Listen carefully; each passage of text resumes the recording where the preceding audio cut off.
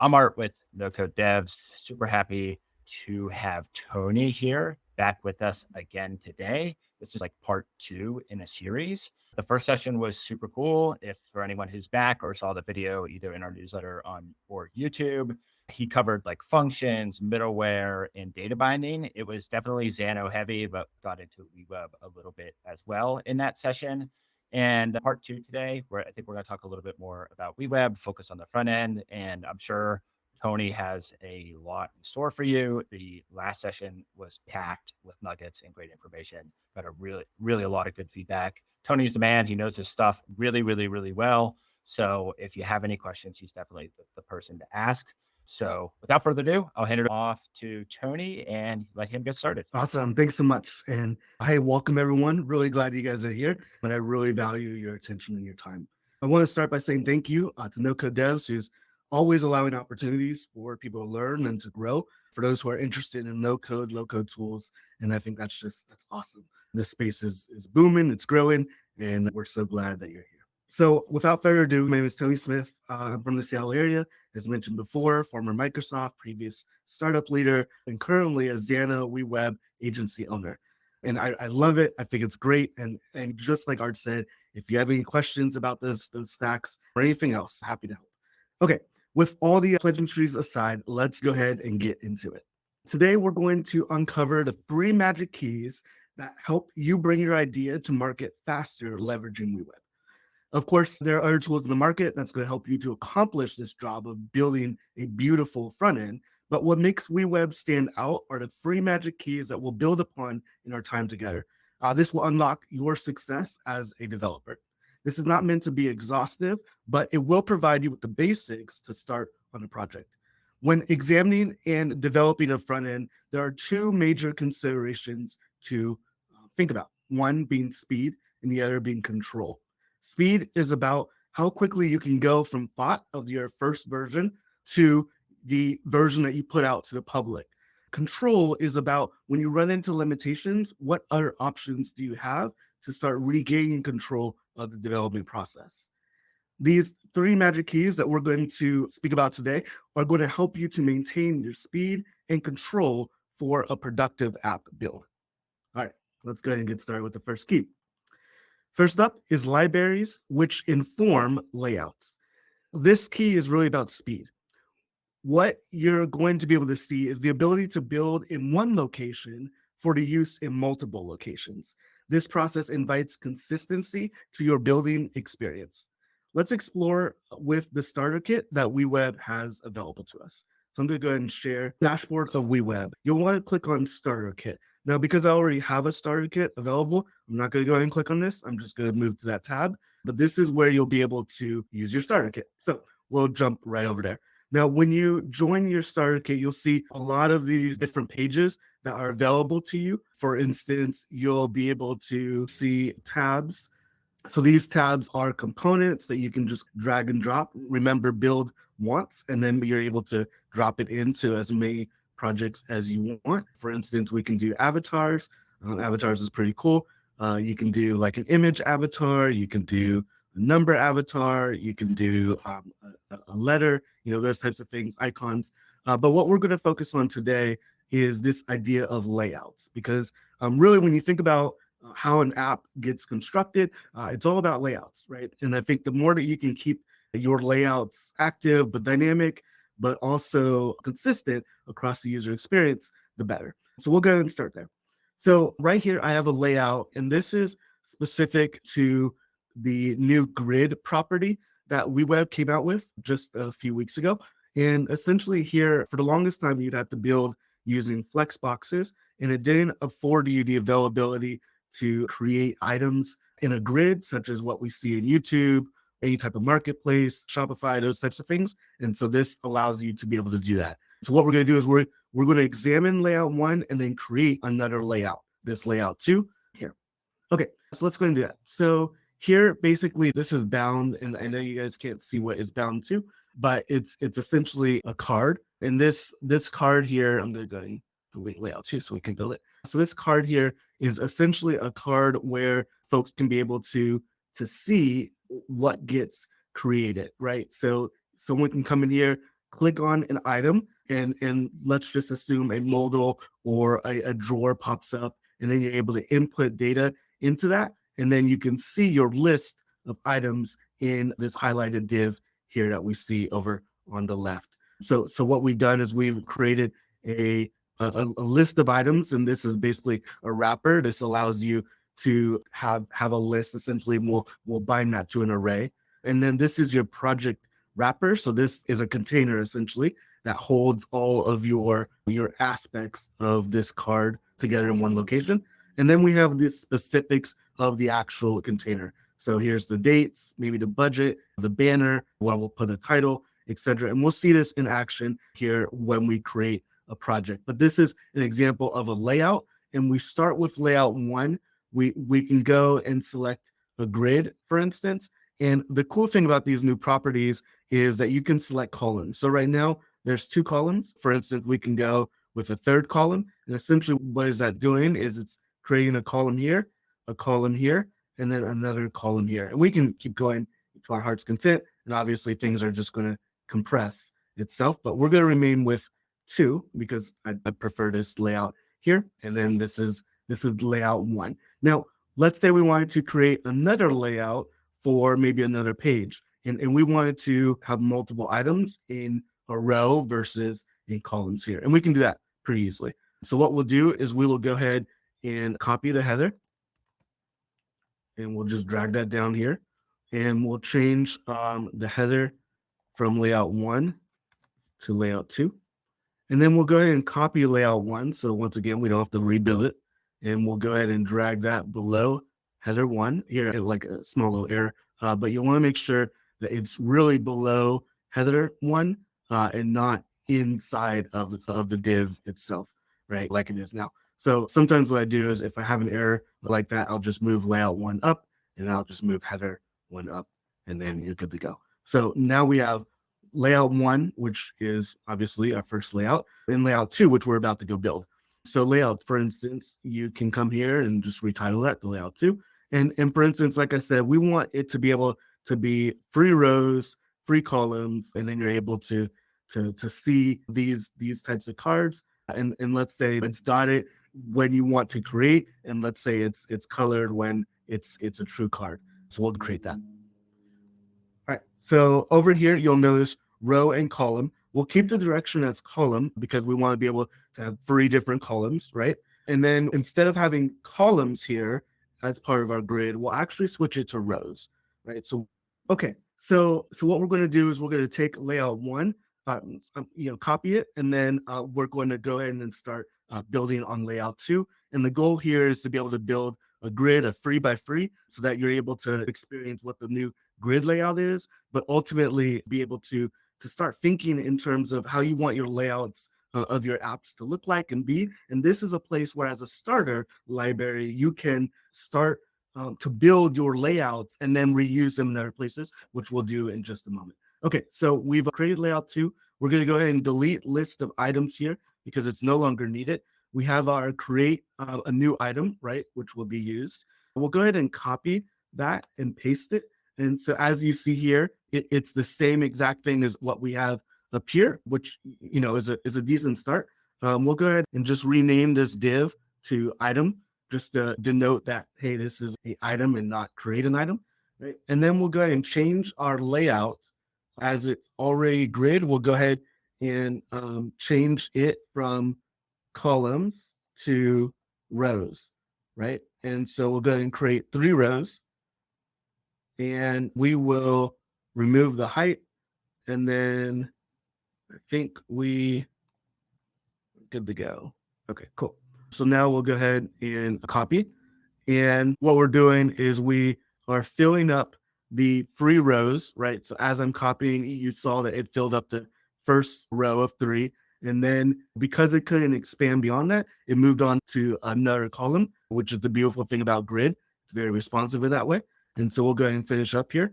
So now we have a 3 by 3 grid, which is super helpful, especially if you want to display certain things. But let's say, for instance, we wanted to go ahead and make these items here a different color, right? So we can click on this new project action box and then go and hold down Shift click on the inside of each of these boxes as well. And by doing that, it actually highlights all of these new project action boxes. So you see all of them are highlighted. And now we can actually make a single change versus making multiple changes, right? And let's, for the sake of argument, let's say we wanted to do like a light blue-ish color, and that's great. And let's say we wanted to change away from a border that's dashed to maybe a solid border, right? So I changed it from dash to solid. And now you'll see that each of the borders are solid. Each of the background colors are this light blue. And then now we can go about, and while I had it all highlighted, we're going to re-highlight it right quick. You'll see here that there is a thunder here at the edge of the title of the box of the div, right? And so what we'll want to do is, because that's specific to creating a new item, we'll want to come up here to workflows and we can delete, right? Because that's not a feature that we want to have for all these other boxes, but it is a feature we want to have for creating a new box. And we'll talk about workflows and variables later today. Okay, so just showing you the ability to be able to do multiple things at one time, which is really helpful. So now we can come to all the buttons in here, and we'll just go ahead and delete all of these buttons. We don't really need them. And this is a super basic design, so it's not meant to be super exhaustive. And then instead of create a new item, I'm just going to do item, right? And obviously we can spend a little bit more time on the design of this, but that just gives you a sense of what's possible here. Ideally, you'll want to bind these to a variable, but for now, we're just trying to get a layout together, and then we can examine this a little bit further. Now, you'll notice, for instance, create a new item is different than the rest. It does have a workflow, right? And we can make this spacing even better too. We can lock the div size, etc. But this just gives you a sense of what is possible when constructing these layouts, which is super, super helpful. Now, something you may be asking yourself is, okay, this is great. It's in the starter, but I'm working on a different project. How do I move that to my project? Well, before we do that, we'll want to make sure maybe we also take a look at what other things that the starter kit can do for us before we migrate this over into our project. So some of the other things you can do within the starter kit is you can add in typographies. And so, for instance, you can set your typography to a specific size, a specific height, specific font, a weight, etc. And you can do that not only for bodies or headers or even different media widths like desktop or tablet or mobile, but what's really cool is that you can do that for things like footnotes or captions or labels, and it just makes it really, really dynamic.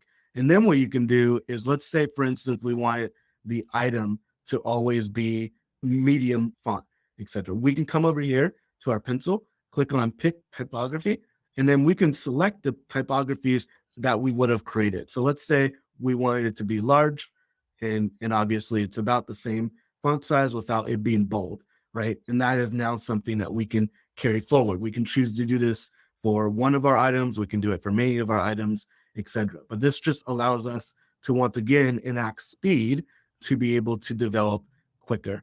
Now, to the point of, and obviously we can do this with, so this is just typography, but we can do this with colors as well. And by the way, regarding colors, which is super cool, if you are looking for how to develop palettes pretty quickly, I use this app called Coolers, and essentially it's a palette creator, and you can come and we have a palette here, and if you click on space, it will recreate a new palette for you, which is super helpful. And let's say we want to go with this Tiffany blue, we can click on it and then come back to our starter kit and go to our colors, create a new color, and then paste it in when it works. Here we go. Copy. Cool. There we go. And paste. Perfect. And then we can call this Tiffany blue, or if you have another naming nomenclature, you can use that as well. You'll notice inside of WeWeb, they just added in a feature called light and dark. And essentially the idea is that you can have a light theme for Tiffany blue, and then when you switch to a dark theme, you can have this theme be a little bit darker or a little bit lighter if you want to do the inverse or whatever have you. So it's super, super helpful in terms of, being able to switch themes of light and dark. So just something to add. Now, granted, let's say you spent the time, it's probably going to take you a minute to put together the headers, the typography, the colors, these types of layouts, etc. And let's say you wanted to carry layout 1 and 2 over to a build that you're working on within your project.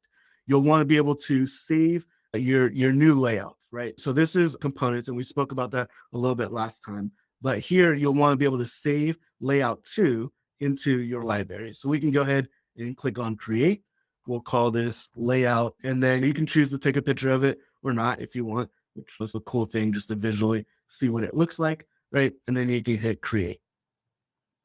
And then it will add it to the list. I already have layout 1, but now we have layout 2 saved. And then what you'll want to do is come to libraries up at the top in the header, publish these changes. We'll just call them new. And then it's now available wherever you have the startup kit installed. So in my app called Cleaning Company, which I also need to reload because of my internet issues previously, we have installed the starter kit, and I'll show you how to install a starter kit into your application. You'll click on libraries and you'll notice a kind of a blue dot. This means that the libraries has been changed but has not been updated, right? So we'll want to go ahead and click on update. If you have no libraries installed, you'll be able to see that there is a library called starter kit available to you. You'll click on it, and instead of update, it will say install. You'll want to go ahead and click on that and install it. Once it's added, it will look like this and be now available for you to use. So we're going to go and update this library here, and we'll go ahead and say update. And great. Now we should be able to see layout 2 and our Tiffany blue color available to us. So over here, we've moved our starter kit into our library here. And now we have 2 different items in terms of libraries. We have our project library and our starter kit. These libraries allow us the opportunity to be able to add items quickly into our projects. Starter kit allows it to be dynamic, so we can create it in one place and use it in multiple places. Project library is just for this specific project and nowhere else. So we'll click on starter kit and we will look for layout 2, right? And I think it's right here, layout 2. We have a screenshot of it. So we will go ahead and move it down to the bottom so you can just see what it looks like. And as you see here, now we have layout 2, and we didn't have to build. Obviously, we built it once, but once you build it once, then you can just drop it into your environments. Now, let's say we wanted to go ahead and use that new color in the background that we chose instead of this blue. We want to bind it to a new color, right? And so here's starter kit as well, and we can bind it to our Tiffany blue. And for instance, now we've done that. So it's super, super handy, really cool. It allows you to build way faster than before. Okay, so now with that done, let's move on to our second key. Our second key is going to focus on the data sources with collections. Now, the cool thing about this is collections are an array of data sources. So whether it's SQL, if you're a coding person, whether it's SQL or JavaScript or GraphQL, or if it's something no-codey like Google Sheets or Airtable or even Xano, WeWeb has the ability to take whatever data you're working on and leverage it within their platform. The opportunity to dive in has never been more easy. You can use things like BuildShip, which I think NoCode devs just did a video on that earlier today, which is awesome, FastGen, or any other external API tools, along with any other sources that were mentioned earlier to build with WeWeb. Now, like we learned before, and like you'll see, it's really less about the data source and more about how you treat the collections inside of WeWeb. Because once you get data in, now you need to be able to have it react and interact with what is already on the page. So let's go ahead and do that here. So I have a layout, right, that we created earlier, right? And then essentially what we want to be able to do is click on this, and we have a workflow here. And once again, we'll talk about variables, we'll talk about workflows a little bit later, but we have a workflow where when this gets clicked, a modal will pop up. And in this modal, we will see a form. Now, this form is pretty basic, but essentially you can add in a project name, a type, like a budget in terms of min max, some dates, etc. So we'll go ahead and do that right now. So because it's a cleaning company, let's say we wanted to go ahead and clean the floors. And this is a commercial project. And let's say the minimum budget was 1,500 and the maximum budget was 3,000. The start date, let's say it was today. And the end date, let's say I want it done by Wednesday. Now, the location is pretty cool. Let's say I'm in the Seattle area, but let's pick Pittsburgh. Wow, if I could spell it. It's been a while. Pittsburgh, Pennsylvania. And then we can go ahead and click on search. And what this is doing is it's linked to Google. And the cool thing about this is it's pulling in the place and it's mapping to Pittsburgh, Pennsylvania, right? And so all the places around, this is what it shows. But it's really cool how you can bring in other components into a form even. Okay, and then you can even add contacts. Let's say you have a contact for this project and his name was Art, and let's say Art Jones, right? And then Art Jones email.com. And then cool, let's say we wanted to add another contact, and it's Taylor Thompson, right? And let's say Tay. Cool. At email.com. Great. And then so now, for instance, cool, we have this form, we filled it out, and then we'll go ahead and hit continue, or in this case, submit. And like I said, we'll dive in terms of workflows and stuff. Now, what you'll realize quickly is that, cool, I hit submit, but then nothing happened. And that's intentional. This is really to show you that great, cool data moved forth and got published to our backend, and we'll be able to see that here inside of our Xano. Can refresh. And so we're able to see clean the floors got added, which is great, but then we aren't able to see it here. And that's all due to data sources and collections. So what we'll want to be able to do is make sure that when data gets passed, that it lands inside of a collection if we're going to show it back to the user. So you want to click on data. And in this particular case, I think I named it contacts, but that's probably not the right word for it. It should be projects. Right? I have an endpoint called projects and get all projects. And then the type for now, we'll just do all, right? And this, there's 3 different types. There's all, residential, and commercial, but I'll go ahead and grab all. And then you can hit continue. And this allows you, based on the endpoint, allows you to get all of the data back. Now, the cool thing about this is once we fetch the data, then now it's available to us within WeWeb. And as you see here, it fetched the data, and now our list of cards is able to populate. And nothing spectacular about this card in terms of design, but in terms of look and feel and being able to see the data, now we're able to see the free projects that we have available to us. Clean the bathrooms, clean executive offices, and clean the floors, right? And then we're able to see our budget ranges, we're able to see the dates, right, etc. But let's say, for instance, you wanted to not just be able to see the data available to you, but you wanted to be able to have that be dynamic. What you'll want to do is at the end of your form, you'll want to make sure that you create a workflow, right? Now, this workflow here is creating a project on my back end. It's giving me a response, and based on that response, it's closing the modal, and then it's resetting some values. If it fails, it's giving me an error alert with some type of text, and then it's displaying it back to the user. But what we'll want to make sure is if you want to have a dynamic experience with the user, you'll want to add in fetch collection at the end, right? And this allows you to be able to go, once the process rolls through, it will fetch the data that you already would have served up to your customers, but they weren't able to see it. And that's why we weren't able to see it before, was because all it did was it moved it to the back end, and it's sitting there waiting to be refreshed. And then that way it could be called again, right? So we're going to go ahead and fetch this. And let's say, for instance, in another scenario here, we'll go ahead and just copy this real quick. Great. So we can go ahead and now let's create another project.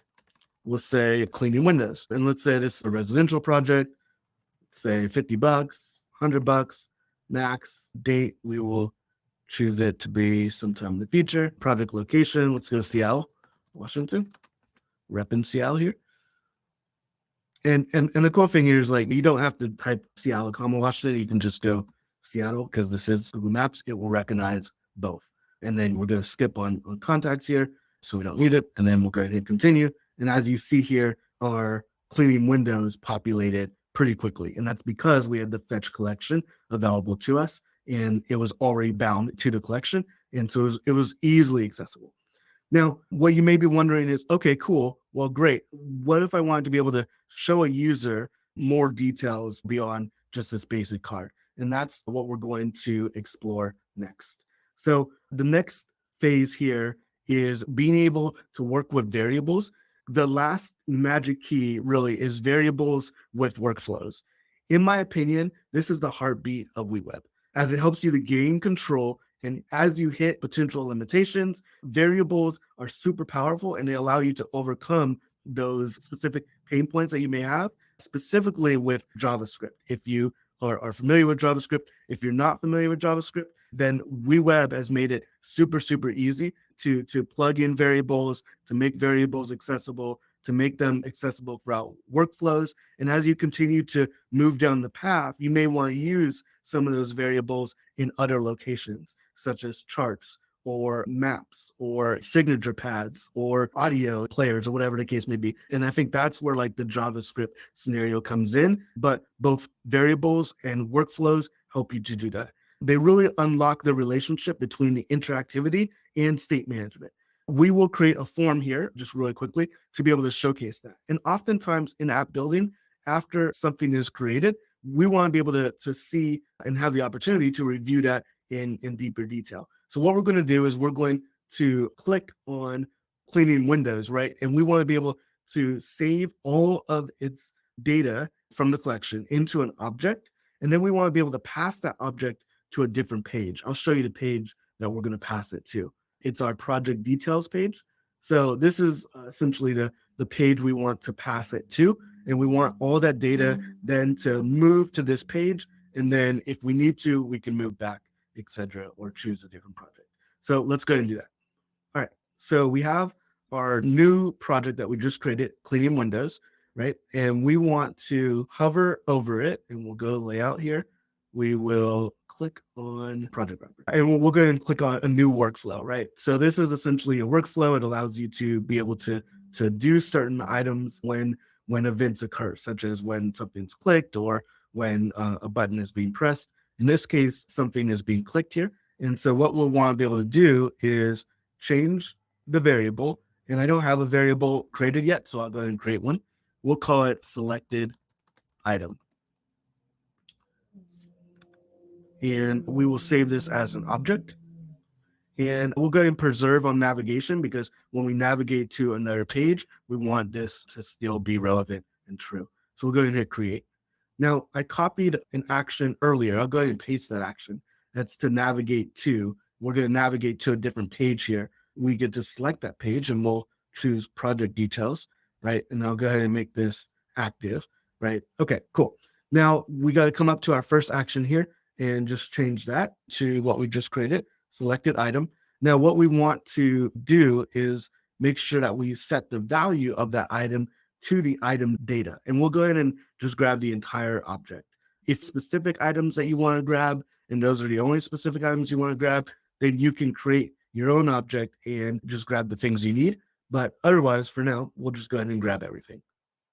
And as you see here, the selected item variable is now going to correspond with item.data, which is equal to this object here. All right, so let's go ahead and roll. So now, for instance, when we click on cleaning windows, we should have on the workflow, essentially, what's going to occur is our variable is going to be placed, and we can look at that here. We'll go select it. So right now it's empty. So our variable will have data in it, and we will be navigating to our project details page. So let's go and do that. So as you see, selected item now has data in it, and we're being navigated to our project details page. Now, something to note, and WeWeb is working on this, but the editor is slow. This is something that they know about, something that they're working on, and something that they're taking very seriously. But yeah, we'll wait to hear about progress on that as it moves forward. Okay, so it navigated to my page, but I see nothing on my page, which is slightly concerning. We'll go ahead and refresh. Sometimes things happen. Okay, and let me just make sure that the data is still there. Selected item, it's not, so let's go ahead and go back. And this is actually brings up a good opportunity to note that just like we fetch the data at the end of a form, you'll also want to ensure that you have that same command fetching the collection on page load. And this allows you to be able to see the data when the page gets reloaded.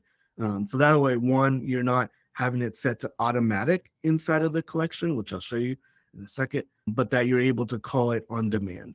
So the thing sometimes that slows apps down is that in the advanced section, your fetch collection happens automatically. This will slow your app down.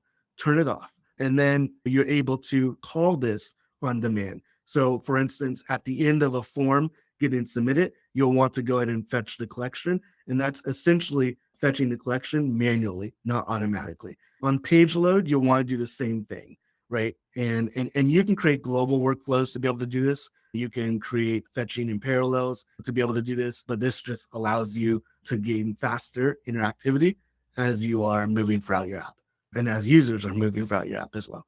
Okay, so we'll go ahead and try this again. So, and what we should see in our variables of selected is all of this stuff. Great. Now, the cool thing here is that now that we have this variable with information, we can start plugging away with a title, for instance. And so we can come to text, we can go to our variable. It's tempting sometimes to hit on contacts again, but we saved it in a variable for a reason, right? So we'll go to our selected item and we'll go to name. And then now you have cleaning windows here. And we'll go ahead and just fill in some other items here. So status is set to open or starts on. Okay, so you'll notice that it's a big long number. This is a timestamp. So what you'll want to do is leverage a plugin called Date, and it's free. It's in plugins. I'll show you how to use it in just a second. But you can come to Format Date, and this allows you to format this date from numbers into a date that's actually understandable. So in plugins here, you can come to extensions, and then there's date, and then you'll want to go ahead. For me, it says edit configuration. For you, I think it will say add, right? And then you'll just want to add it in, and it's super helpful. Same thing with like Stripe or CSV or even Calendly or sound if you have audio. These are items that are super helpful. That map component earlier, I was using Google, right? So these extensions really afford you the availability to make your app, once again, more dynamic. It also makes it more interactive, and it has the feel and flavor that we would expect from apps today. Okay, we're going to not worry about last visited. I think we have a review in here. I think we have project location. So we'll go ahead and fill in some of these other items here. So location, Seattle, Washington. We don't have a duration, I think, for our project. Well, I guess we do, start and end. Yeah, let's go into it. So for duration, this is an opportunity to showcase formulas. So for instance, you can come to WeWeb here and you'll have your list of data. And let's say you wanted to be able to calculate duration, but you didn't have it available on your backend. You can create I think it could be start to end or end to start. Let's see. Okay. And then you can come to date. And then what we'll do is we will compare the dates. So it's going to compare date 1 to date 2 and then find the difference. So here we will go compare date. We have date 1, which is the start. We'll grab date 2, which is the end. It should be the end. And then we'll just hover over this to see what the formula is. And then we want it in, let's say, days. So D, or you can type day, right? So D, I think this has to be a string. So, okay, so 2 days, basically. And then this gives you a number, right? And then you can add on to that using the formulas and say days, because you know it's in days, and then just put a space after that. So it's super helpful. So then you can say 2 days. Now, granted, you probably want something in front of it, right? So you probably want to say this project, duration. Let's go duration, 2 days. Right? And that, once again, with some simple formulas, some simple aspects here, it allows you to be able to bring in something like a date, but then be able to make it much more. So that's what we did here. And then our review, let's go ahead and pull that in. I think in our data, we have a review. And okay, and it wasn't for cleaning windows. We don't have a review for cleaning windows, but I think we do have a review for cleaning the executive offices, I believe. So let's go ahead and go click on that instead. So we don't have a back button, which is fine, but we'll go ahead and go back to our previous page. We'll go to clean executive offices. And once again, this will take us to our page. You'll see clean the executive offices, duration, right? So all those things remain because we built the formula and things are bound as they should be. And then now we're able to come to the review section, come to the text, and we should be able to see a review, in which case now we can hit the review text and then be able to build an array. This is essentially an array of reviews. And so if we had more than one review for this project, we can build in an element that allows us the opportunity to see a list of reviews. And like I said, you can continue to go on and build this out with different activities. You can add some images, you can do some things with buttons, etc. You can throw tabs in there to really make this look and feel very, very dynamic. But the important thing is that the possibilities are limitless. And frankly, they're only limited by your imagination in terms of what you can build with WeWeb. My advice is to be patient with yourself as you build. And as you're learning new things, don't be afraid to try new things out, to be able to fail fast and to be able to grow in that progress. As new data tools become available, things like Build Ship or FastGen, try plugging them into your project where it makes sense and really evaluate if it's going to enhance your project's value. When desiring to provide new ways for your user to interact with app data, don't forget about variables and workflows. And really, ultimately, as you're trying to commit to a consistent design flow, remember that there's libraries for you to be able to use that allow you to create once and use in multiple projects or even multiple pages. So it's super, super, super helpful. Anyway, I just wanted to quickly showcase, it wasn't meant to be exhaustive, but just at a high level, what WeWeb can do for you as you think about building your next project and as you build towards your successful development. I think overall, WeWeb is a place of dreams, right? You can go from thought, an idea, to really something quite incredible in a very short period of time. And in fact, NoCode devs have just put out a video on BuildShip and how they were able to create on WeWeb an app, a product, really simply, really quickly.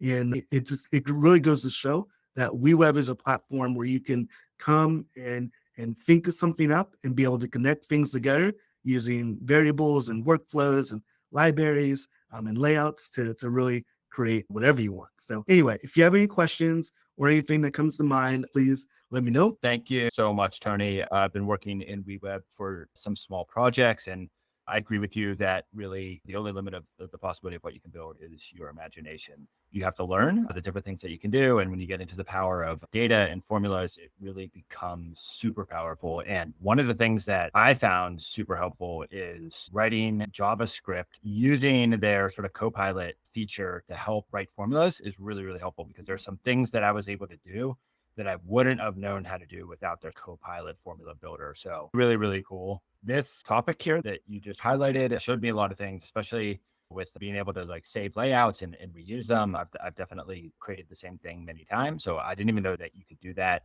in WeWeb. Also, this sort of columns layout, that's super powerful. I know a lot of people will be really excited about that.